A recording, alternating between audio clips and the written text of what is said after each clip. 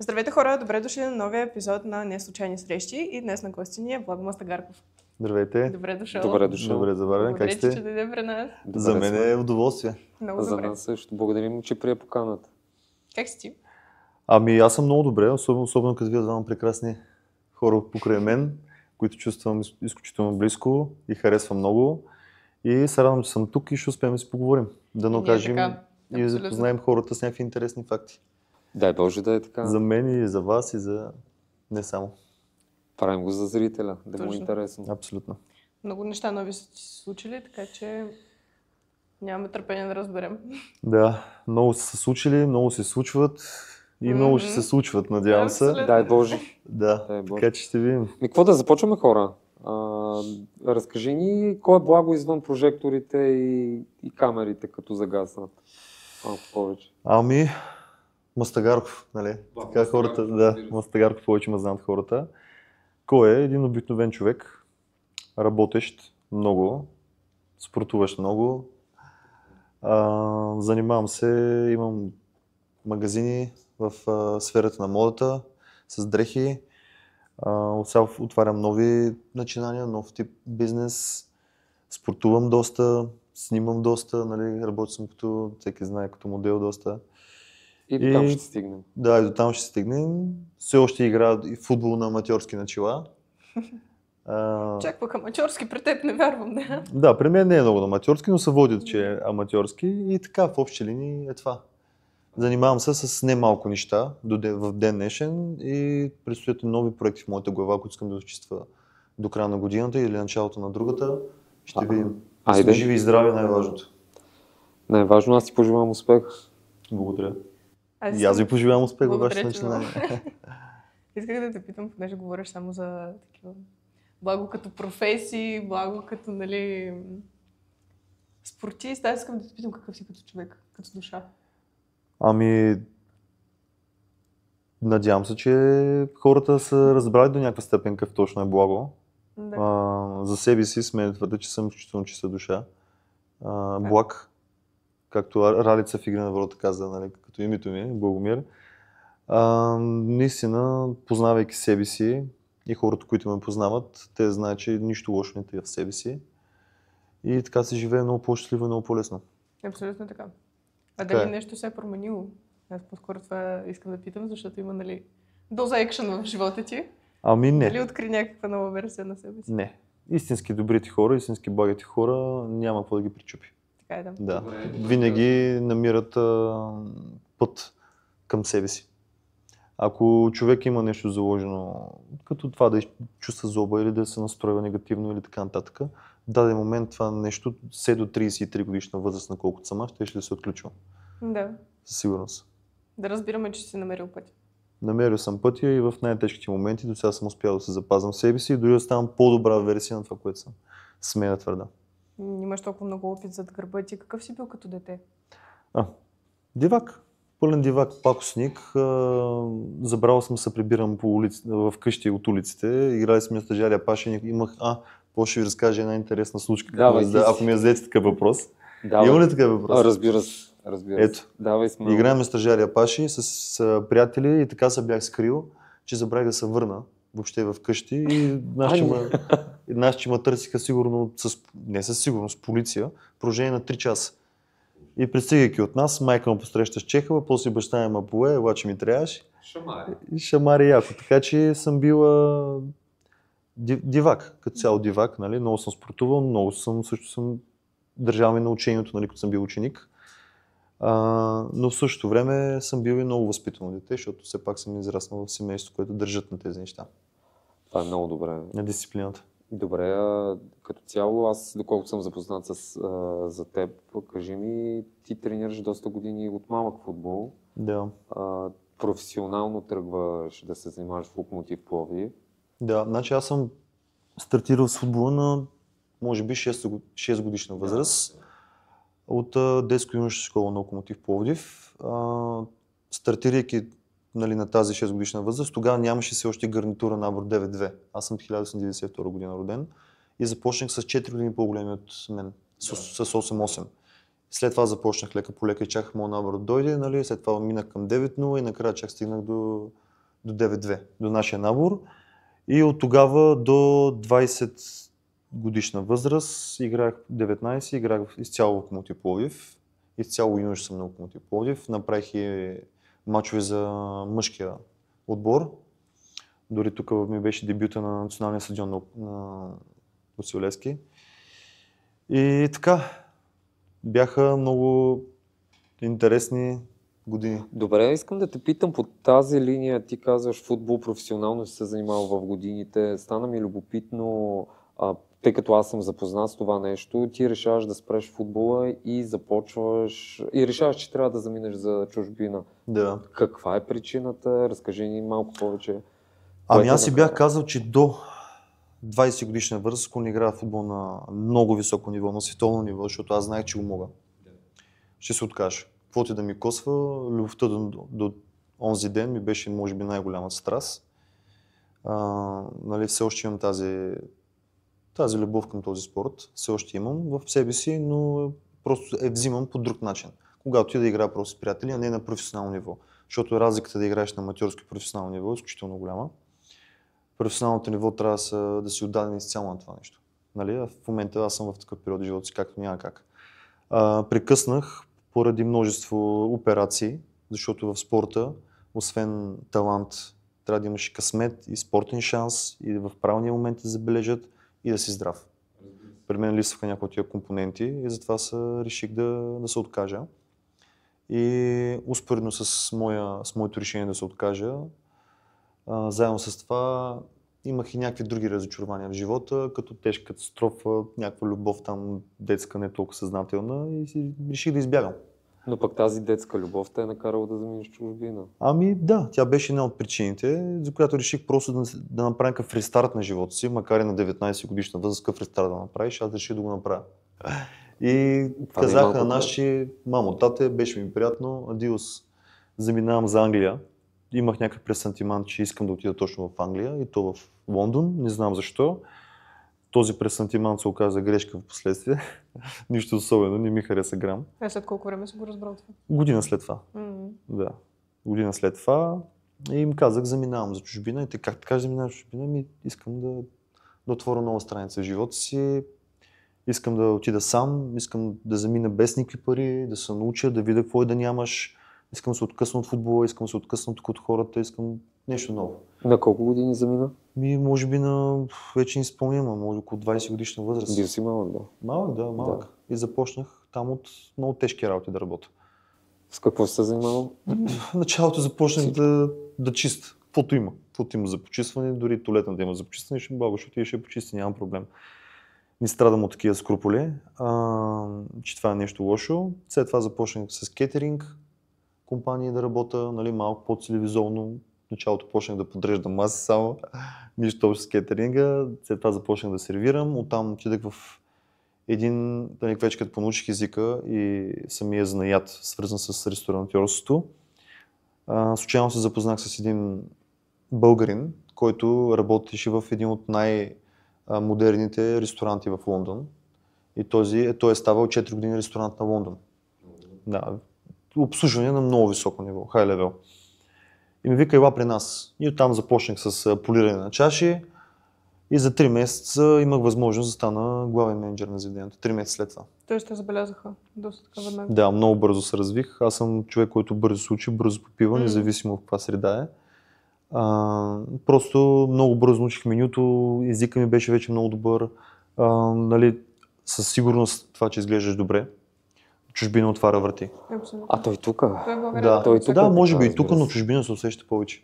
В чужбина, например, когато ходят хора в този ресторант, там имаш 20% сервис чарж задължителен на сметката. Да.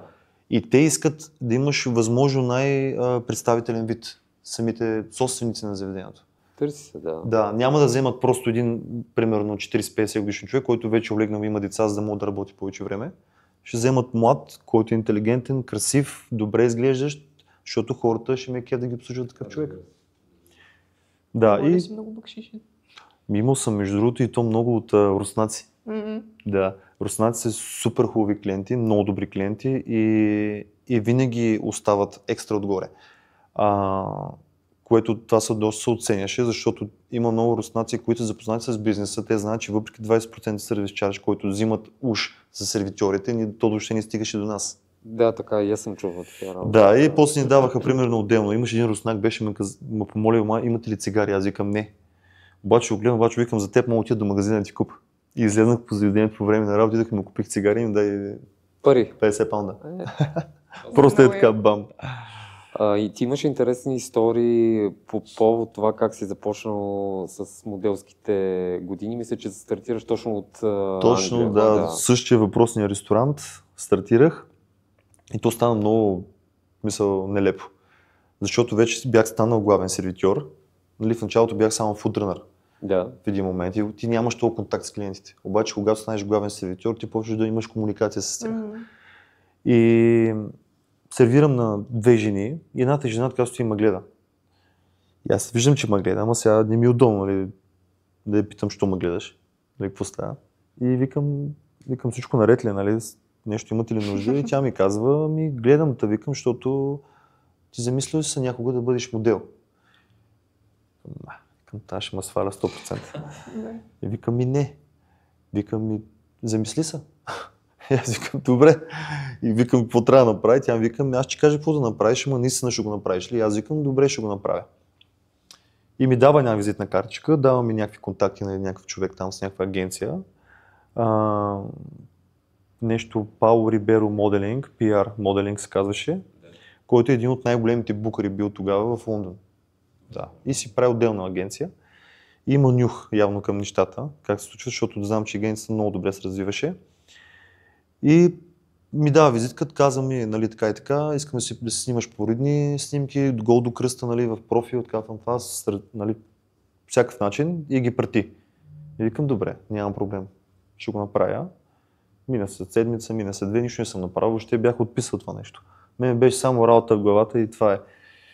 А то пак си е работа. И то много сладка работа, но трябва да го разбереш. Нали? Ти докато не се докосва от това нещо, няма как да го разбереш. И въпросната жена се връща 2 седмици след това в самото заведение. Карай харесалата. И ми казва, викам, айде, това пак дойде. Викам, що не ми изпрати снимки? Обещава, че изпратиш. Викам, сериозно, викам, момче, ти имаш талант. Викам, имаш данни, викам, пробвай. Аз тогава бях отслабнал, защото само работих, нямах достатъчно възможност. Нали, в България има възможност, мога да си дръпна от личната сметка, но бях заминал си на определена сума и си бях казал, че няма да барам други пари. Това е, което имам. Един отслабнал, един умършевял, те точно такива харесват. Скини модел. Тогава беше точно скини, висок и слаб. Бомбон. И като ме видяха в тази агенция и поприпадаха. И така започнах да работя от Лондон като модел и лека по лека работи започнаха да валят. Ти си продължил там да снимаш в един момент, разкажи ни. Първата агенция, която имам, е от Лондон. Нали, аз не съм почнал от България, от Лондон. И това си една от high-level дестинациите. Нали, Лондон, Париж, Пекин, нали, нормално, Милано. И тя ми се представляваше като майка агенция. И тази майка агенция започва да ти намират агенции по целия свят. И направих 1, 2, 3, 4 фотосесии, 5 фотосесии, започнах, нали, дадаха ми бук, започнах да си пълна бук с много хубави снимки, качествени. И при мен едно от нещата, които най-много се харесваше, освен че съм висок, нещо там трябва да си висок, е то тук, как се казва, jawline. Да, и тия скули тук, това е изразено нещо, много се харесваше и все още се харесва в нали, тази моделска индустрия. И в един момент, след няколко години, се оказах с над 10 агенции по целия свят. Много добре. Да, започнах да пътувам в Истанбул, имах визит до Америка, до Милано, Париж, навсякъде в България започнах да имам агенции. И работих навсякъде и буквално минах през България само отгоре с самолета на кръстопът. Виждах. Яко. Да. Ти си станал супер успешен в България, реши да оставиш всичко, нов живот, Лондон, пак си топ. Да. Как реши да се върнеш пак? Толкова много ме подгноси живота там. Защото аз поправя. Отивам, ставам сутринта. Ние имахме в този ресторант тренингите за сервирането са изключително жестоки. Ти си работил на две места едновременно, нали? Така, моделството? Моделството и ресторанта, да. И дори понякога, ако има някаква работа странична, мога и на на трето място да работя. Защото доколкото знам, снимките пак са супер ангажиращи. Понякога са по 12 часа, понякога са и цяла седмица могат да бъдат. Смисъл не е толкова лесно, колкото на хората им изглежда. Абсолютно. Много е. Как си се справил с такъв мултитаскинг? Ами много сложно. Значи аз имахме гардероб в ресторанта и примерно ние отиваме сутринта на много тежки такива обучения. Защото все пак нали, там е сервиса, обслужването трябва на много високо ниво. И се започва примерно, викат на в 10, предположение, че отваряме примерно ресторанта в 4. И по 4-5-6 часа ние имаме обучения. Правят ни някаква кръгла маса, започва с някакви поставяне на салфетки, на прибори, на чини, по някакви грешни начини и ние трябва да подходим как трябва най-правилно да го обиграем някакви различни ситуации. Просто ни поставяха различни ситуации. Защото там ходят хора, които са с високо дигнати глави, с пари и възможности, да. И примерно работя примерно да кажем до 6. В един момент имам кастинг или работа снимки от 6 до 8 и примерно 5:30 съм тръгнал от заведението, фащам метрото, тичам на кастинг, тичам да работя, после се връщам в ресторанта и е така като от... И толкова много ми беше кипнал участие в един момент вече от този живот и от това ежедневие. Аз буквално хора вървя в метрото. Не вървя в метрото, аз съм потен. От ресторанта отивам на снимки. Аз от мен капи пот. Как да отида да взема такъв кастинг? И хората ме вие, че изглеждам добре. Те ме викат, какво става, момче, откъде идваш? Как да им обясня, че до сега съм работил като нормален и тичам от 1 час да стигна на време. И изведнъж, както само вървя в метрото, потичвайки леко, изведнъж се спирам на едно място и отзад ме блъскат 2-3 човека. Отляво, отясно, защото то в метрото на Модо не е така. Взимам си въздух и си викам, гледам така нагоре и си викам, Благомире, какво правиш? Викам, къде се намираш ти? Викам, ти този живот искаш да живееш, като ти нормален, напред-назад тичаш по метрото и това не е за теб. Това ли е бил момента, в който... Да, хора, че съвсем сериозно.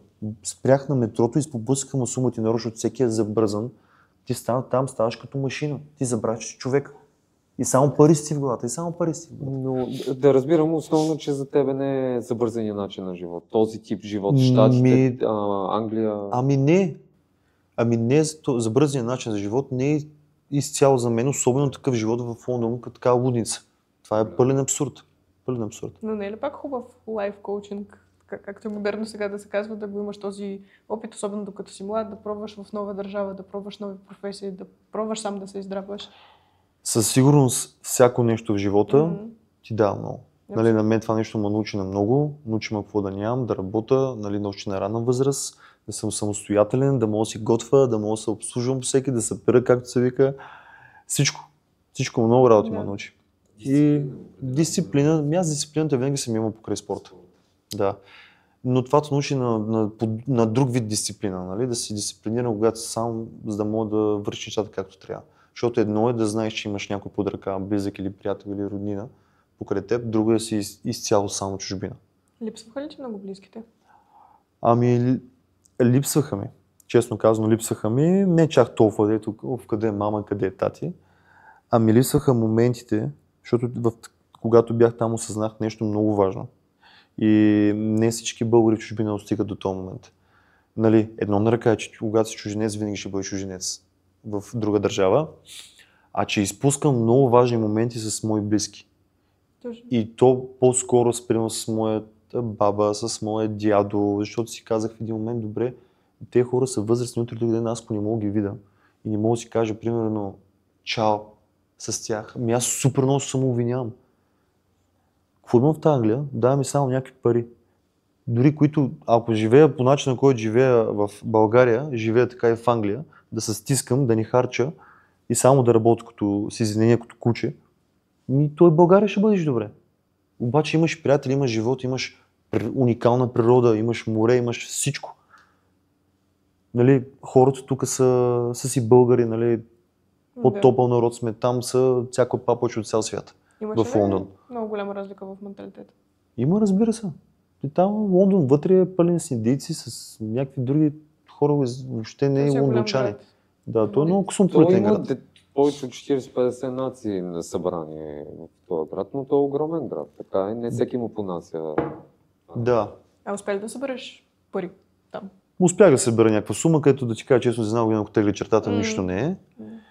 И един път влизам вече в бара и вече до тук ми беше дошло. Те ни даваха по 7 минути, 8 минути да учим. Всеки ден различно меню, с различни ястия, защото кухнята трябва да е на високо ниво. Те ти писна, аз по цял ден учат нас менюта за домашно. Но за една година доста си се развил. Само за една година и с моделството си Да. започнал и си станал до почти... Аз те първа тръгнах да се развивам вече сериозно. Да. Обаче дойде главния менеджер и ми предложиха да стана и аз. Мгм. Такъв един от главните менеджери, вече да затварям системата, да наблюдавам не само ресторанта, а и самия бар. И му казах, знаеш ли какво? Викам и собственик на заведението да му направите, викам, аз се прибирам в България. По-хубаво в България няма. Хубаво, че си го заявил. Да.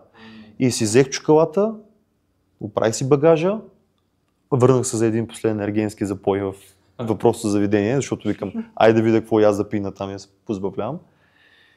И така, и се прибрах в България. Пловдив. Директно в Майнатаун, в Пловдив. Окей. Ще ми се да те върна към моделството. Да. Малко по-пикантен въпрос. Интересно ми, имал ли си предложения от мъже, от жени? Ти дори на работа. Ти Да, като си толкова да. хубав и като си сервитьор, защото и аз съм го работила това и просто знам колко постоянно ти говорят някакви хора пълните глупости понякога. Не стига до това колко го позволяваш до някаква степен, но и ти като си сервитьор е малко по-сложно, даже отколкото когато си модел, защото ти трябва да имаш people please inside Да. и не можеш да Сега ще кажа да отказваш и така нататък. Сега ще кажа за всички хора, които нагледат евентуално, за тези, които искат да станат по-скоро модели, да влезнат в тази индустрия. Така, да запомнят от мен едно. Мъжете имат повече проблеми, отколкото жените. Ще ви кажа защо. Защото всички гримьори, фризьори, стилисти, букари, собствени агенции, фотографи, не казвам всички, но до по-голяма степен, когато започнеш да работиш на по-високо ниво, всичко там е не го казвам с лошо, нямам нищо против тези хора, аз дори имам приятели такива много близки, на отсрещния бряг. И когато един мъж е в повече си мъжката енергия, както е модерно така да казвам, нали, в днешно време, и изглежда мъж, те искат в един момент да имат контакт с него. Не контакт, просто да го снимат, а искат да го пипнат, да го опознаят, склонни са дори да му предложат разни работи. И в тази индустрия това беше едно от основните неща, които ме има прогноси, защото ако трябваше да раста нагоре, аз в момента мога да снимам за най-добрите марки в цял свят. Но понеже аз съм такъв човек, че не бих си нарешил моите морални ценности в името на успеха, по никакъв начин, няма сума, която да ме купи, по никакъв начин, аз опазих себе си и реших да се отдръпна след множество ситуации, които ми се бяха предлагани от това цялото нещо и реших да приключа. Аз това ще да кажа, че Благо Мастагарков като цяло е образ много по-дълбок, отколкото моделската сфера. Със сигурност. Да имаш тази меркантилност, само и само да се издигнеш нагоре и нагоре. Ето, ще го кажа, бях на кастинг в Милано от много хора, накрая останахме двама. Кампанията беше на някакъв там самотен остров и едва ли не ми казаха, че аз трябва да съм склонен за някакви по-различни неща. Ако искам да отида там, аз им казах, че по-различно от това, освен да снимам, няма какво друго стане. Но те ти го казват едно към директно, по-интересни неща, в сексуален аспект. Не ме, че трябва да си по-широко скорен. Викам, няма проблем, аз широко скорен няма да стана. Аз съм си достатъчно широко скорен в рамките на нормалното. Да. По-широко скорен. Да. И имах и други ситуации в Истанбул. Един фотограф, докато снимахме там някакви бельо и така чакай само вика тук да оправя нещо и леко пуска ръката и аз само е така отгоре. Бам през ръката, да. Шпих му фотоапарата, он се разкрещя, обектива му струва колко хиляди евро. Викам, въобще ли ме интересува? И разбираш ли, той прави някакви работи към мен. Аз му казвам, как стане. Аз хубаво ще не го блепнах него през лицето. То май беше по-хубаво да лепна него, защото фотоапарат беше наистина доста скъп. И същата вечер, аз без искам, аз като го ударя по ръката. И в същата вечер ми пише собственик на агенцията. Не се притеснява, аз ще оправя работите, аз имам къща извън Истанбул, вай да ти изготвя. Викам, така ли? И в 2 сутринта си фанах автобуса за България. 2 сутринта, без да ми каже. Звънах на моята агенция тук в България и им казах, хора, каквото беше, както Божиката вика, айде, дим да ма няма от тази цялата индустрия и имах вече, не знам, над 10 агенции навсякъде и всичко казах, разтрогвайте ми всичко, не искам повече да работя това нещо. Погносих се много бързо. А снимал ли си с по-известни хора и дали е имало по-специално отношение към тях? То, чувствал ли си се насет така да се едно те възприемат само като... Ами в България, нали, съм снимал за България, нали, защото аз за мен до България е известен човек, малко тумач, преувеличено. Съм снимал с доста известни личности. Нали, сега няма смисъл да изброявам имена. Не, назови ги. Добре, Няма лошо. С Николета Лазанова, с Галин, с Галена, от фолк индустрията, с много хора, с Тина Янева. С много хора ги познавам. Но аз ще вметна, за мен ти си снимал с, ако мога да нарека, с каймака на тая музика, на фолк музика. Да, с каймака, със сигурност, целият каймак. За мен Галена е... С най-доброто в България Галена е... С най-доброто съм снимал, сигурност. Определено. Да. Нали, с Азис не съм снимал, като Азис примерно за мен също много добро. Не е късно. Да, не е късно. Азис, Васко, да. Чакаме предложение. Аз много харесвам неговия глас, наистина голям дар има. Иначе на световно ниво също съм снимал с известни личности. Един от най-известните модели в света също съм снимал с него. Кампания за тези междузвездни войни. Бяха наоблякали с техни якита, тук с едни куршуми, това. Дейвид Ганди. Не знам дали го знаете. Да.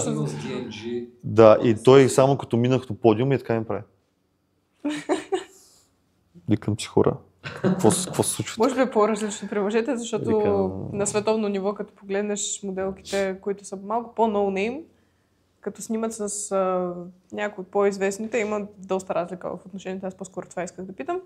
Но ако искате, може да поговорим вече малко за Игри на волята. Ще ми се да навлезем в темата. Предполагам, Игри на глада. Всички знаем, че Благо е един от най-емблематичните образи на Игри на волята. За тяхния сезон 5. По принцип за абсолютно за всички сезони. Ти си един от най-емблематичните образи. Ами хора, аз на много на мета влезнах в това предаване. Честно казано, бях поканен няколко години подред за Ергена. И винаги отказвах и накрая си викам, там като ме викнаха за кастинг за Ергена, аз викам пък да се пробвам в Игри на волята. Те ми се издразниха за това нещо, със сигурност, и то доста. Обаче ми казаха, добре, вика, пробвай се. И аз се пробвах, подавах си там кандидатурата. Да. Викнаха ме за кастинг, на физическите изпитания навсякъде бях първи и така и влезнах. Сезон 5. Сезон 5, това е един от най-емблематичните сезони на Игри на волята. Ами, аз не бях гледал Игри на волята преди това. Наистина ви казвам, влезнах, нямам си представа къде влизам. Като си бил вътре. Да, но това хем има плюсови, хем има минуси. Да. Но плюса беше, че го изживяваш пълноценно и се радваш на всичко, което се случва вътре. И не си принавит. Не си принавит. Да. И знаеш, че това е една игра. Това е една игра, защото хората не са в играта, те са във филма, като гледам в момента какво се случва във всяко едно предаване. Те не са влезнали в играта, те са влезнали във филма. А ни трябва чак от така степен да забравяме, че една игла, независимо каква изолация има това нещо. Ти казваш една игра, игра ли беше или психическа война в предаването? Искам се да задълбаем за предаването. За мен беше игра, да. Но с другите беше психическа, словесна война. За мен беше игра и физическа война. Обясни ми.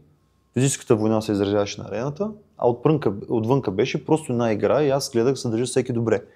Но явно за да си добър в тази игра, това не се цени, а това те изкарват, все едно си фалшив. Да. Защото всеки влиза вътре, за да играе играта. Но малко хора могат да играят играта честно и достойно, както и смятам, че играех аз. Аз нямам никакви скрупули, нямам никакви такива задни мисли към нито един и съм чист пред себе си и пред всеки един, който е бил в този сезон, защото аз не съм се държал лошо, не съм обиждал никой, държал съм се достойно и всеки кой каквото е имало, съм го казал директно в лицето. Дори на много хора е трябвало да го кажа много други неща, но аз съм си ги примълчал по някакъв начин, само и само да няма такива интриги и скандали, защото аз не съм така личност. Мога да бъда голям интригант и голям скандалджия и когато някой ми кресне да му затворя устата по най-добрия начин, но не смятам, че там е правилното място, защото много деца гледат това предаване и ти даш грешен и лош пример. А тежко ли ти беше много емоционално, когато насреща те лъжат хората или се опитват да те манипулират? Успя ли да го разчиташ това? Аз, без да ми мигне окото, мога да кажа, че освен, че всички се настроиха против мен по една или друга форма, безпричинно, дори продукцията си беше до голяма степен против мен. Нямам някакви скрупули, така че смятам си го твърда това нещо и го усещах всячески. Няма лошо, няма лошо. Усещах, че трябваше да излезна от играта много по-рано, но по един или друг начин се задържах до самия финал. Нали, до самия край почти. Дори бих казал, че ако бях дошъл на финала, можех и да спечеля. Вярвах, че ще спечеля, защото знаех възможности си, виждайки другите хора какво могат. Искам да те питам, не мислиш ли, че това по-скоро е социален експеримент, а не спортен форум, тъй като доста хора смятат, че отиват на единствено и само на вид състезания. Ма те много хора смятат, че ние там спим на хотели и на храна постоянно. Прав си. Абсолютно няма такова нещо. Който иска да отиде да се пробва. Точно така. Това ми е любимия въпрос. Да. Наистина ли не ядете вътре? Да, нека влезнат, нека се пробват, нека видят как е хотела, нали, 5-звезден хотел. И да спрат да коментират от диваните. Да, и 5-звездното меню. Аз също съм бил свидетел на това нещо и ви казвам. Хора, аз съм стоял на диван и съм свикал, виж го това не мога мини. Да, мачка отиваш там и най-добрият спортист си, като стоиш 10 дни гладен и като да мачка психиката и изолацията и всичко. И най-добрият спортист си фаща се за халките и нямаш силички да ги миниш. Но със сигурност това е изключително добър социален експеримент, отколкото спортен форум. И хубавото на това предаване е, че има баланс, има от всичко по-малко. Даже ако питаш мен, на моменти е по много от някои неща. Много, да. Глада е в много, битките са в много, скандалите са в много, да. Успява ли си да разпознаваш хората какви са на време? Защото на мен това ми беше супер сложно като си вътре, особено като не слушаш синхроните на другите, просто като се намираш в ситуации, в които нали, си живееш помежду тях само ти. Да, значи наистина аз четох играта, но когато си сам не мога да я четеш на 100%, защото ти няма с кой да говориш. Няма с кой да направиш коалиция. Няма кой да ти помогне, няма кой да ти поде ръка. И в такъв случай просто си вижда какво се случва, знаех какви са хората и си го знаех. Това до една степен пак е добре, защото и в коалиция има такива драми, дето... Има, но не е лошо време на време да си починиш някой, да не отидеш някоя битка, защото аз бях по едно време, мога да си опъна един навес на арената и да спа там. Добре, сега вече като си го преживял, какво би променил и дали би променил нещо и дали си има някаква определена стратегия, нали, за All Stars вече е по-различно, но говорим по принцип за сезоните, защото както аз си мислих преди, че нали, си имах една такава идея за женска коалиция и така нататък, за себе съм разбрала, че просто трябва да си намериш приятели вътре да играеш с тях или поне хората, които се разбираш с тях и ти е комфортно с тях, защото когато коалиция и да има, там мъже, жени, и ако не се разбирате, то в един момент просто ще наступи. Значи, аз тук съм принципно на друго мнение, извини ме, че те прекъсвам, но кажи ти, аз ще ти кажа какво мисля по този въпрос. Ами, за мен, за да влезем в игри на волята, първо, не трябва да имаш доверие на абсолютно никой. Или ако имаш доверие на някой, трябва да имаш на ум, че този човек всеки един момент може да се обърне против теб. Да. Аз това го изпитах на собствен гръб. Това е първото. Второто, хубаво е да си подготвим много добре физически и да си здравословно много здрав. Да. Това е със сигурност. В момента аз, когато влезнах, аз не бях подготвен, просто си бях в нормална физическа форма. А ако в момента се подготвя строго специфично, ще им скъсам шумите на голяма част. Съвсем честно го заявявам, защото това, което аз го видях, че повечето хора, това кучешкото го няма. Да драпа тогава стане най-трудно. Аз това го имам. И то 2 пъти по-голямо от много хора. Да. Кога стане най-трудно, аз тогава ми става най-интересно. Да. И вече като съм бил там, не ми трябва да гледам игри на волята, за да знам как се стои социалната игра, защото аз ходих на съвет и не знаех какво се прави на съвет. Въобще не го бях гледал. И може би няма съм толкова мълчалив, колкото бях. Този път, ако влезна в игри на волята, ще затворя устата на много провокатори. Но ще го затворя както трябва. Пак деликатно, пак с някаква класа, а не с простотия и с обиди. Би го гледал. Да. Или отишъл в All Stars? Бих отишъл в All Stars. Сега да стигне до там да влезна, наистина няма да видят друг благо. Аз пак ще бъда същия. Но този път ще заявят много по-категорично, ясно, много други неща, които не ги заявих. Добре, на мен ми е много интересно. Продължаваме линията с игри на волята. Кажи ми едно, ако трябва да назовеш едно име, което е най-фалшиво, кое ще бъде то? От всичките сезони? Не, 5 сезон. От 5 сезон? По-скоро е твоят експириенс, твоят опит. Ами... Това по принцип бих се го задържал малко за себе, защото по принцип не искам да обиждам никой, но сега по време вътре в играта, нали, за мен... Да, ние говорим за играта. Да, по време на играта за мен най-фалшивия беше Мартин, защото нали, той ми беше в един момент най-близък и после се обърна срещу мен. Нали, сега в края на краищата вече като минаха време и нали, по един начин той ми се извини, поговорихме си, стиснахме си ръцете, мъже сме, продължихме напред. Сега в момента не мога да твърда това нещо, но не тогава в играта за мен беше той и след това малко до някаква степен нали, и Денисова. Но примерно и в нея съм с добри отношения в момента. Хайде ще я питаме и на този въпрос, съвсем скоро и тя ще е при нас. Така тя е много готина, така че със сигурност ще стане интересни епизоди с нея. С Виолета ще са тук при нас съвсем скоро, така че ще питаме относно този въпрос. Макар че специално Денисова тя дойде и ми се извини. Още вътре в играта и то го направи пред камера. Това е прекрасно, значи човека има отношение към Защото се държа доста лошо с мен, не знам защо. Просто постоянно нещо искаше да ме обижда, да ме хапи. Те ме обвиняваха, че аз си говоря с всеки един в племето, по-отделно хода в храсти и се крия и ги наговарям един от друг, аз с никой не си бях казал една дума един месец. Според мен това е била някаква стратегия тяхна.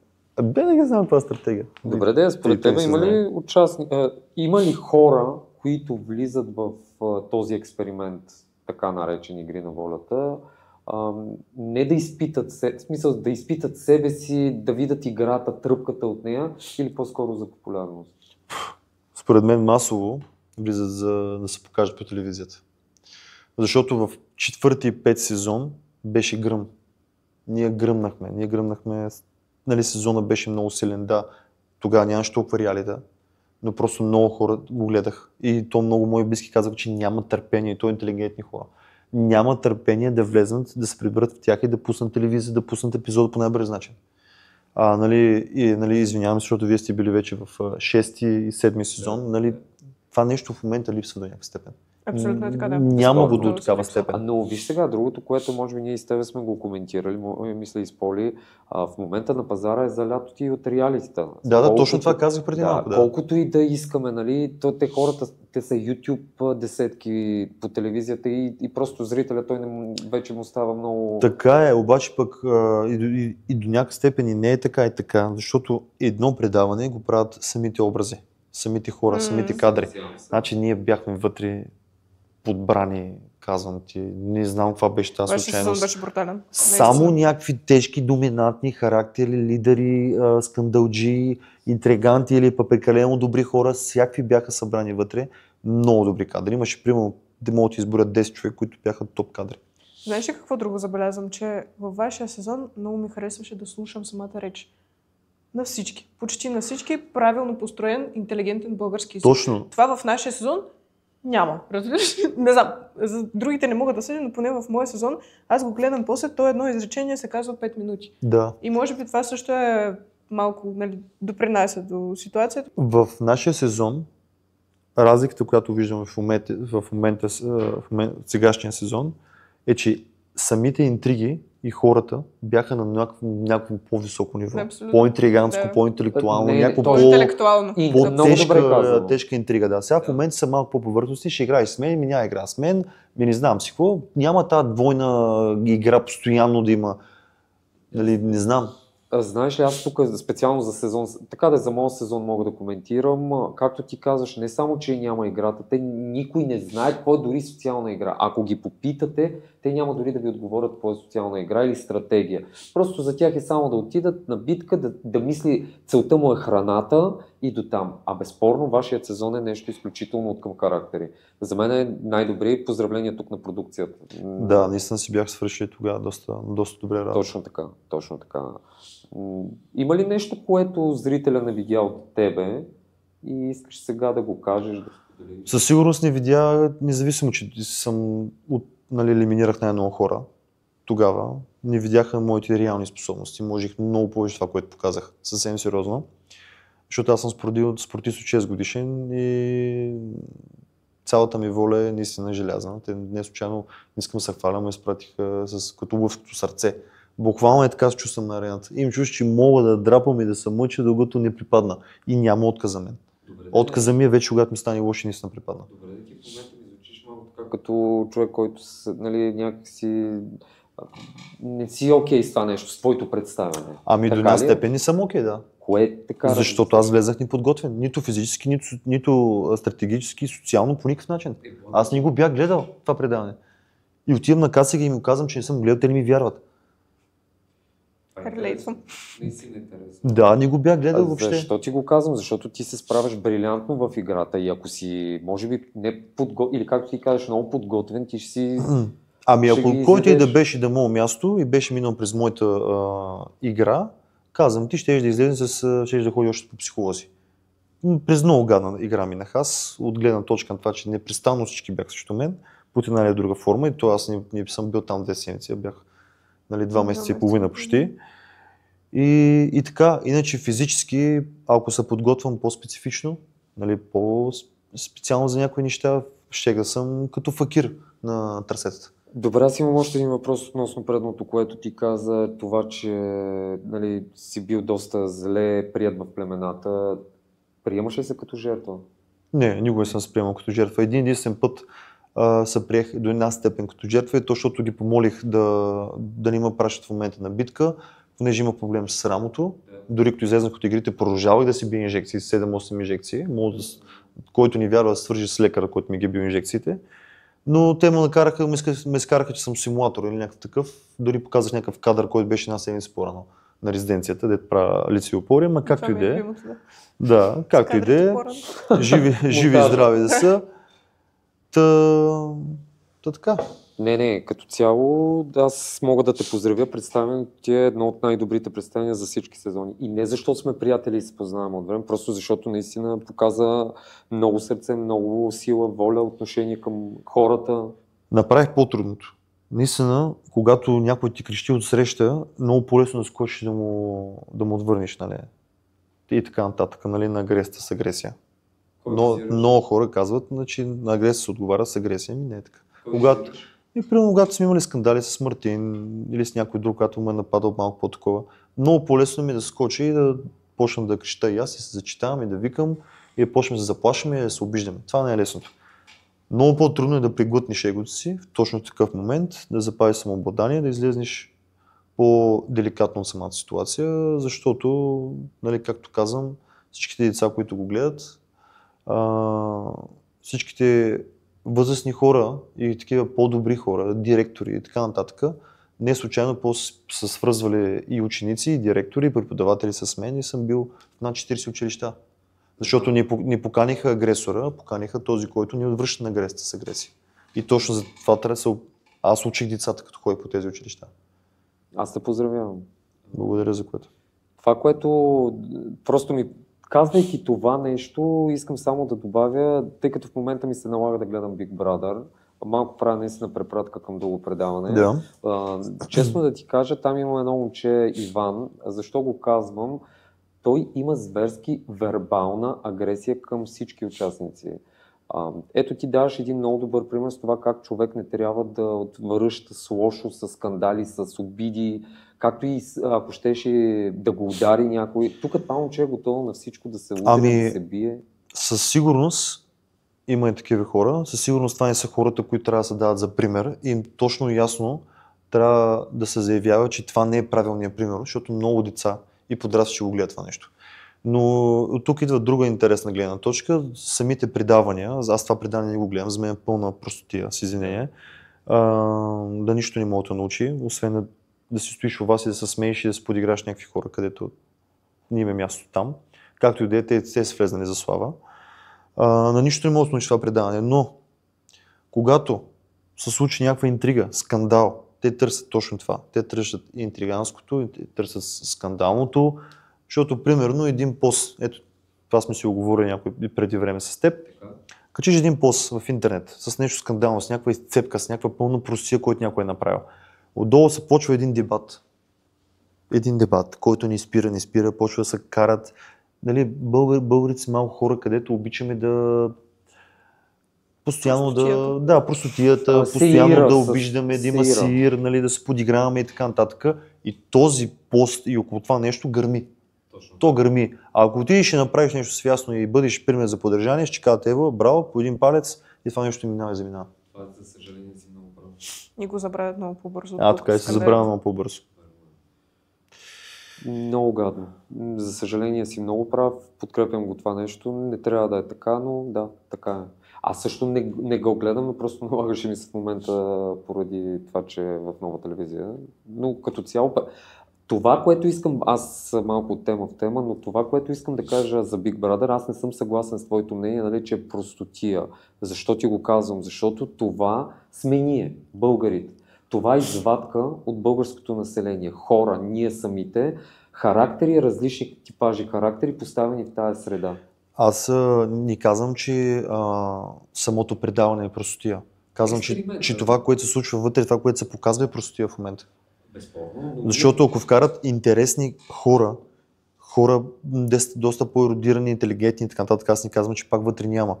Но да не се показва тази агресия и обиди и така нататък, ще е много по-добре. Подкрепям те, но ние виждаме реално хора, които ни заобикалят. Хора, които показват какъв е той, Иван, Драган и Петкан, с какво поведение са около нас. Което, за съжаление, не трябва да го има това нещо, защото той показва една физическа, вербална агресия, което аз не намирам за адекватно.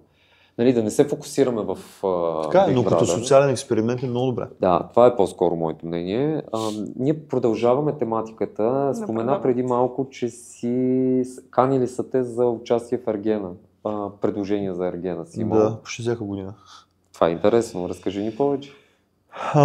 То няма кой знае какво да разкаже относно това. Звънат ми и канат ме на кастинг, на срещи, да си подходящ, искаш да влезнеш, имаш ли желание да влезнеш и така нататък.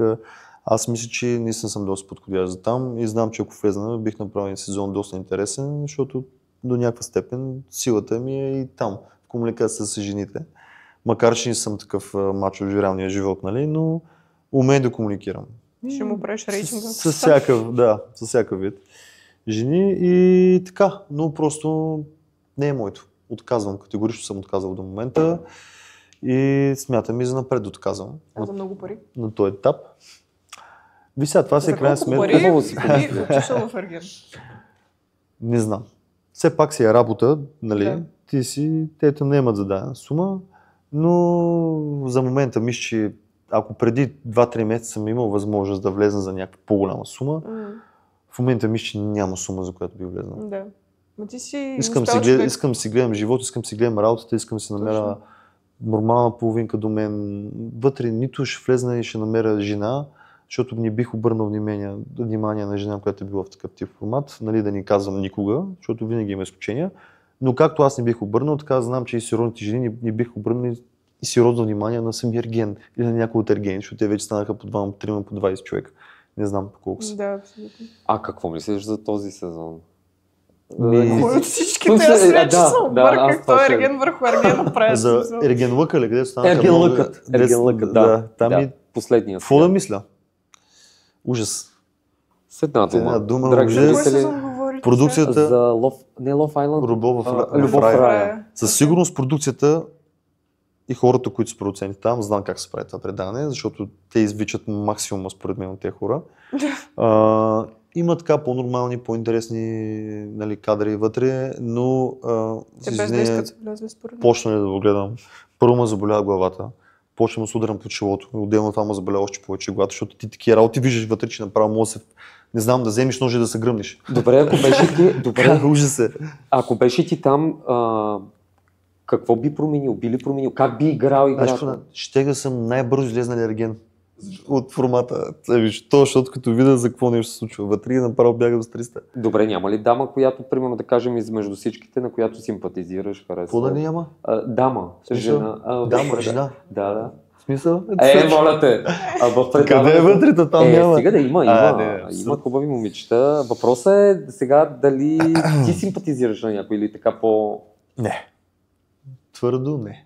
Ето вижте, драги зрители, той е категоричен в отговора си. Въобще не е твоето казване. Не е моето. Първо, вътре си в една изкуствена среда, нали, в самия формат, в който изолацията и това, че си заобиколен от рози, цветя и хубава храна и не знам си какво, ти можеш да се подхлъзнеш по това нещо и да си кажеш, нали, едва ли много ми е приказно и да, по този начин да се влюбиш по-лесно в дадения човек.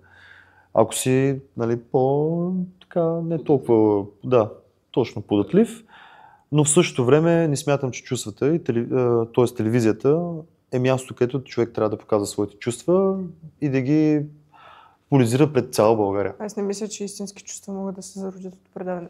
Много съм критична на тази тема. То не е критика, по права цял си. ден те снимат, ти си супер изморен. Айде, в игрите е едно, там се бориш за оцеляване. Но в Ергена, в смисъл ти, всичките мацки деца там, те са отишли за последователи. Ергените също, разбираш ли? То не е само мъжете да са отишли да търсят любов, те са отишли там да се показват. Първо, истински мъж, сериозен бизнесмен, който има сериозен бизнес, давай много пари. Човек, който държи на моралната ценностна система, то няма влезне там. Няма влезне да стане ерген. Абсолютно, да. Ти за 2 месеца си оставиш абсолютно Аз ще имам целия сериозен живот. бизнес, ще влезна в ергена. Аз ще бъда сериозен мъж и ще влезна в ергена. Какви сте глупости? Той вече Айде си го сега. слагат като клише после, даже Да. ако си бил там, според мен има повече минуси от Той в живота си не е подарявал роза на жена, а тогава е подарил хиляди рози вече. Не, имаш право като добре от предишните сезони момчетата, които са, те са доста стабилни момчета. Не знам вие какво мислите за тях. Първите сезони на всичките предавания Аз изглеждат малко по-окей от вече. Доколкото знам, май те сега има промяна в продукцията, в сценарий, май има някаква измяна. Да, със сигурност Любов в рая е един ерген, а ергенът е друга продукция, с други продуценти. Нека ние поздравим, няма да казваме неговото име, Радо се казва, за Любов в рая, брилянтно е направен, чисто като сценарий. Да. Направен е наистина много Не, качествено. той знае определено как да прави. Разбира се. Това е брутално яко. Да, аз и за там бях канен, но и там отказах. Ето това е. Значи съжалявам, че не може там да те гледам, защото ще да е интересно. Аз само да те питам, това си е чисто мой въпрос, ако искате го изражите после в Traitors канене, дали знаеш изобщо което. Това е единствено предаване, което ми харесва. Да, освен много игрите. интересно това предаване. Не съм канен, но наистина бих участвал Много там. е яко, има Също. мисъл Би ли в играла? цялото нещо. Да, Да, и аз. брутално е.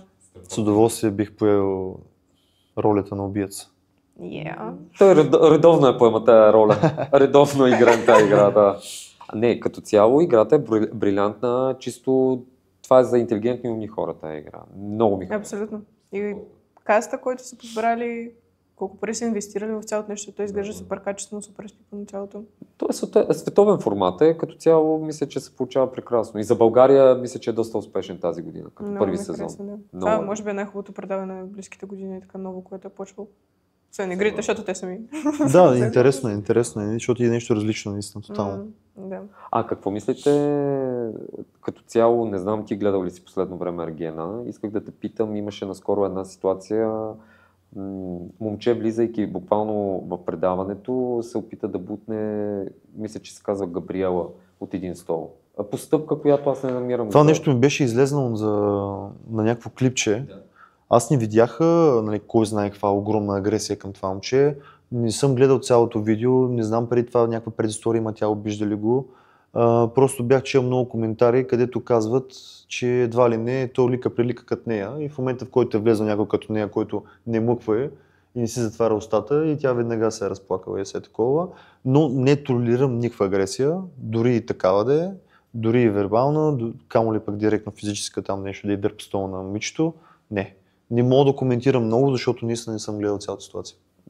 По принцип, вчера на мен ми излезе в TikTok клип на момчето, коментираше нещо, не съм го слушал много, но говореше, се оправдава, че като цяло с лека предистория цялата ситуация. Със сигурност има предистория. Да. Тук така някой ти дърпне историята да направи нещо, няма да стане. Така че монетата си има две страни, както и да го Абсолютно винаги е така. Добре, може ли говорим в момента за Ергена, да преминем към една по-интересна тема, любов? Добре. Слава Богу, Крайно край на време. Ергена Да, вече край. част тук ще заспя. Да. Преминаваме в тежката артилерия. Да. Любовта. Разкажи ни в какво емоционално състояние те заварваме в момента. Много добро. в много добро. Айде, не кажем много добро, но бил съм и по-добре. В момента мога да кажа, че срещите наскоро бях един от най-разбитите хора в моя лице, но също времено и най-силния. Така мога да го кажа. Би ли ни разказал? Преживях там една силна любов с един човек, последствие който се окаже неправилен и така всеки си пое по неговия път, по живо, по здраво. И това е в общи линии. Да звучи интересно. Да, със сигурност това, което съм го преживял, ме научи на много. Нали, аз от всяко едно отношение, всеки не отношения, които съм имал с половинките си, нали, бивши, съм си взел само правилните уроци, правилните поуки, взимам ги, продължавам напред, изглеждам се като по-силен характер, виждам кое е правилното, защото много хора смятат, че виждат правилните неща, не винаги е така. Аз смятам, че ги виждам и занапред взимам поуките и продължавам. При всеки трябва да е така. Поуки винаги трябва да има да си вади от една ситуация. А преживя ли въпросната връзка човека? Ами преживял съм го, да. До голяма степен смея да кажа, че съм го преживял. Така дори вече започвам да се оглеждам вече, нали, по други жени, нали, нормални неща. Все пак в момента съм ерген, нали. Аз тази връзка приключи вече не знам колко време, 2 месеца е малко. Като за мен нормално е, дори психолозите го казват, че човек след нали, раздяла, след някаква силно така дълбоки емоционални отношения, все пак е здравословно 3 месеца да бъде сам. Аз не знам как са някои хора, нали, след отношения скачат от връзка във връзка и докато са на единия клон, се фащат на другия клон. Това за мен са хора, които са лишени от тази дълбока емоционалност, хора, които не са склонни да обичат истински и хора, които щом днес са с тебе, утре са с другия, това значи единствената любов, която мога да изпитвате към самите себе си. А визираш ли някого? Говоря въобще генерално. Нали, то са много хора, могат да се укрият. Да, просто в звучиш твоя така случай, да се приукрият. Да, а тя имаш предвид в твоя случай. В моя случай мога да визирам 5-6 човека покрай мен, където съм го виждал това нещо и дори на мои близки, дори и в моя случай да е така. Това за мен е истина, която видях и разбрах. Надявам се. Не е ли така? Не е ли много хора според вас скачат от отношение в отношение? Питам ви. Ако питаш мен, те скачат хората не отношения, след като приключат, те го правят по време на самата Дори връзка. може и още по време на самата връзка го правят, което говори още по-лошо. Да, но че спомена, че това е като седно обичат само себе си, според мен изобщо не се обичат. Това е някаква вътрешна омраза това е някаква към себе си, липса да не могат да бъдат сами. Те не могат да са пълноценни. Да, това нещо друго търсят, постоянно да бъдат ухажвани или постоянно някой да им каже, че ги обича или да прави нещо за тях. Това не е нормално, някой да скочи отношение в отношение. Ти да кажеш, че обичаш някой истински, да си този човек и след известно време да си някъде другаде. Аз не затова казвам, че в момента съм сам вече 2 месеца, 3 месеца, нали, защото тогава сме се разделили, аз все още не мога да се отдам пълноценно на друг човек. За да се отдам пълноценно на друг човек, аз трябва да изпразна всички емоции и цялата чаша, която съм налял от предишния човек, да се оттърся от това цялото нещо, да не е тук, да не е в главата, да не е в мислите, да не е в душата, да не е в сърцето, за да мога да отида да се отдам качествено на друг човек и да бъда истински с него. Но пък Благо има това са истинските хора. Така правят истинските хора. Има една приказка, хората са казали, любов се забравя с любов. Нали, може би е твърде клиширано, но не мислиш, че и това го има в определени ситуации? Това е друго. Любов се забравя с любов. Ти ще срещнеш веднага любовта ти, веднага след другата любов, няколко дена след това. Не, това е клиширано, но тогава примерно ето... Ти обичаш тук. Обичаш със сърцето си, с чувствата си. Да. Срещаш един човек. И как може пък тук веднага да почнеш да правиш нещо с него? Значи ти не си обичал предишния, че да веднага да почнеш да имаш някакъв друг контакт с него. И себе си не обичаш. Това не е реално. Да, човек наистина се забравя с човек. Но трябва да мине малко време. Здравословно, психолозите го казват, че минимумът ти е от 3 до 6 месеца. Това за мен е неверният израз, който някога съм чувала. Понеже спомена, че почна да се оглеждаш към други жени вече, така, набеляза ли си някого? Ами не мога да кажа, че съм си набелязал, нали, за момента. Ще така леко се усмихна и... Ами не, аз просто така усещам тия неща. Не, факта, че вече започвам, нали, да забелязвам въобще някакви жени, да бих бил склонен вече да дам шанс и така нататък. Това значи, че вече съм на правилния път. Да. И се чувствам добре. И мисля, че чувствам вече много добре. Нали, просто не бързам, защото аз не съм малък, не съм на 20 години, 25 години да скачам от отношения във връзка от връзка. Все пак съм на 33 години, нали, и вече искам да си минимизирам грешките. И със сигурност, тук нататък, когато има някакъв, както се казва, нали, по модерен начин ред флаг, ще го читам още от началото вече за ред флаг и се приключват отношенията. Няма да давам шанс първи, втори, трети, четвърти, пети и да причупвам себе си по 20-30 пъти, за да мога да се получат някакви отношения. Защото за мен едни отношения трябва да върват ръка за ръка. Трябва когато единия дава и другия да дава. Говоря не от финансова гледна точка. Това, което мога да кажа е, че със сигурност едни отношения трябва да върват ръка за ръка. Трябва примерно да има компромиси от двете страни, да се толерират двете страни, да се подкрепят, не да има някакви двойни стандарти. Аз ще правя каквото си искам, а ти няма да правиш това и това. Това няма как да стане. Със сигурност мъжът трябва да е фигурата, където примерно да толерира повече, да дава повече компромиси, да прави повече компромиси за жената и да помага повече на жената, но все пак те трябва да върват като един умрук, като едно цяло и да се подкрепят. Няма ли подкрепа, няма ли уважение, държат ли се лошо, при скандали започне да се обиждат, тази връзка няма бъдеще. Добре, бил ли си предаван от жена? В какъв смисъл съм бил предаван? Във връзка. В какъв смисъл съм бил? Изневерявали ли си? Ами не знам. Аз не съм разбирал дали са ми изневерявали. Аз не съм разбирал дали са ми изневерявали. Ако са ми изневерявали, тази, която знае, че ми изневерива, милата тя. Нали? Ще ходи ония горе, после ще съди, то си е за тях, да. И да ме изневерява, вече не ми пука, така че. А ти? Аз не съм. Никога. Аз не съм изневерявал никога. Браво. И аз съм от тези мъже, които искат един ден да се гордеят, когато са били с една жена, че са били само с нея.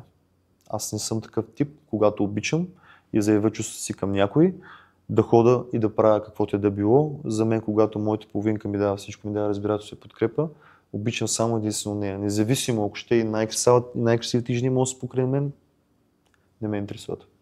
Това е за поздравление, защото, честно да ти кажа, в наши дни това е рядка находка. Честно казано, все по-малко мъже, жени са склонни да са само с един мъж или просто много бързо си омръзват. Ами омръзват си, да. Защото или отношенията ни са истински, или вече хората тук са изключително объркани. Със сигурност тези социални мрежи повредиха много поколенията. И още нещо. Когато двама хора се срещнат, няма нищо срамно те да бъдат искрени от самото начало, не да играят някакви двойни игри, само и само за да се харесат на срещата половинка. Няма смисъл от това нещо. Заблуждаваш себе си, заблуждаваш партньора си, заблуждаваш цялото ви бъдеще заедно и си губите времето. Бъдете искрени от самото начало, бъдете добри и нека нещата се случат естествено. Добре, аз по този повод искам да те питам, ти казваш за игри, за актьорска игра. Това няма ли да е, примерно да кажем, това нещо заедно ще издържи 2-3 седмици, месец, 2 да кажем, в които той тя ще е актьор? Или няма да е себе си? Хора, които в началото са фалшиви, прикрити, нали, както и по модерен начин е казано, нарциси, скрити нарциси, това са най-тежките партньори за мен в едни отношения. Защото те в първите няколко месеца, 1, 2, 3, 4, 5, 6 месеца са перфектните партньори, се представят в перфектната светлина. Нали, правят всичко за партньора, той се представя като партньор мечта. Обаче в един момент, когато вече останете насаме и почне да се сваля маската, разбираш какъв всъщност е този човек.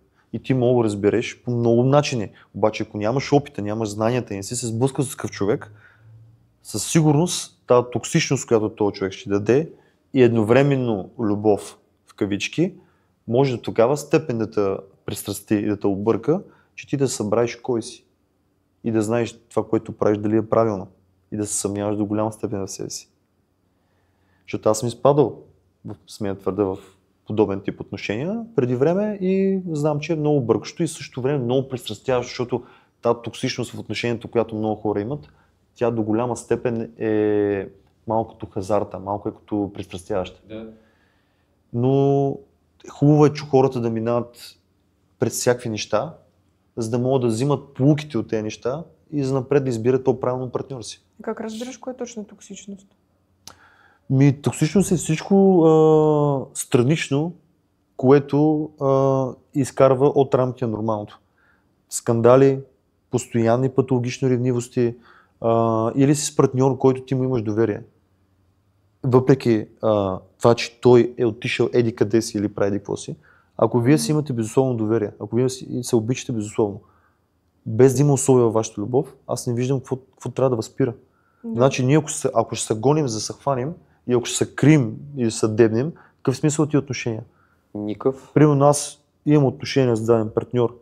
Прави каквото искаш, бъди свободна. Мога да ми кажеш къде отиваш. Нали, аз искам да знам какво правиш, да съм спокоен. Но ако ти не ми даваш спокойствието и ти правиш нещо с гърба ми, за какво въобще си с мен? Да. За какво въобще си с мен? Ако не искаш да го правиш това нещо, отивай и си го прави, но не ми губи времето. Така и обратното.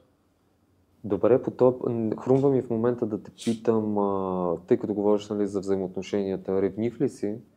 Аз не съм ревнив. Бях ревнив, като бях по-малък. Сега съм до вече в някаква уравновесеност, пораснала ревност и то ме сме твърди, че в рамките на нормалното. Ако моята жена, примерно до мен, сега излезем заедно и предположение, че с мен и се е облякало прекалено свръхпровокативно, примерно тук някакви разгорени гърди и така нататък. Сега, примерно, мога да й кажа, сега, нали, беби, какво правиш, нали, така, смей си, нали, все пак, или ако е сама, нали, пак малко от малко, нали, но в рамките на нормалното.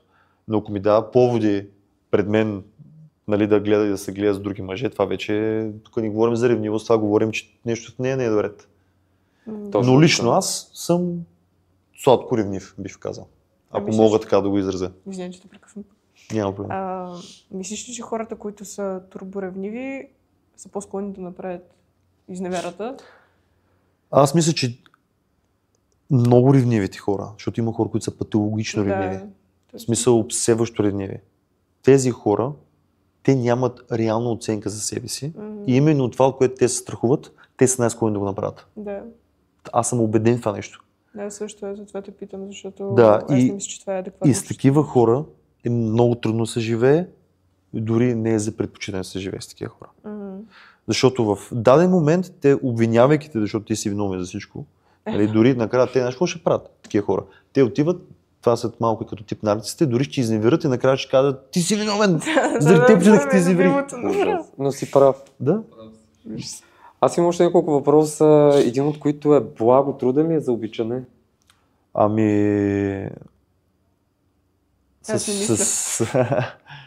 Със сигурност аз не съм далеч от перфектния човек, нали, всеки човек. За мен няма перфектни хора. Сигурно си имам и моите тръски за дяване. Гледам да ги все по-добре да ставам и да се бъда като човек. Може би имам някакъв и аз тежък характер на моменти, но гледам да съм много равновесен, много разбиращ, много подкрепящ. И просто аз обичам да има покрай мен хармония. Няма ли тази хармония, тогава работите не са окей. Но се надявам, че не е. Вярваме, че е така. Вярвам аз. Изглеждаш много благ човек, както го и коментирахме. Благодаря. Благо, има ли момент в живота ти, когато не си виждал път напред и си казвал, не мога повече? Не. Няма такъв момент категорично в моя живот. Дори в най-трудните моменти, нали, наскоро бях пак такъв някакъв етап в живота си, където ми беше много трудно. От хората си, които ми изглеждаш и те познавам много добре, изключително уравновесен човек, буквално в живота, имал ли е момент, когато си казвал си, не мога да продължа, не мога повече? Не виждаш път напред? Не, категорично не. При мен никога не е имало такъв момент. Няма как да кажа, аз не мога повече, не мога да продължа, няма такова нещо. Няма такъв изход от ситуация, защото това не е изход. И дори в най-тежките моменти, дори на скорошния момент, който има така по-тежък, аз ставам по-силен, по-добър и по-добрата версия на себе си. Това е много добре. Вярвам, че е било за добре. Много ти благодаря за прекрасния разговор. Исках да те питам дали имаш някакво послание или пожелание да оставиш за нашите зрители. За вашите зрители, то аз ще я кажа за нашите, защото аз честно... за нашите, да, си точно в нашия дом. Искам да кажа първо, нека гледат вашите подкасти, защото те първо предстоят да идват много интересни кадри и хора. Със сигурност всеки един подкаст може да се научи нещо интересно. Искам да им пожелая да бъдат живи и здрави на първо място, да се обичат, да се подкрепят и надявам се тези неща, които съм казал, да са били интересни до някаква степен на самите зрители и надявам се никой не се разочарова от мен или съм обидил някой нещо индиректно. Не съм имал предвид абсолютно никой. Имам само наистина, например, вие сте буквално ми хрумва в момента извън сценарий един въпрос имам. Какво ще кажеш на хората, които в момента се подготвят за игри на волята? Дай им съвет, дай им насока, напътствие. Хора, не дейте, гледайте прекалено много игри на волята, тренирайте, спортувайте и не дейте, влизайте прекалено подготвени, защото губите емоцията на самите вас и губите емоцията, която ще предадете на самия зрител. И оттам предаването губи цялостната си емоция. Това мога да кажа. А за всички любови, хора, които искат да се обичат и стърс половинките, ще ги намерите в правилния момент. Просто бъдете добри, подкрепяйте се, обичайте се и бъдете искрени от самото начало. Благодарим ти. Благодарим ти, много И- ме вдъхнови лично И аз мен. ви Много благодаря. яко. Пълни ми се душата, благодаря ти. Супер Радвам се. як разговор. Страхотен. Благодарим. Благодаря.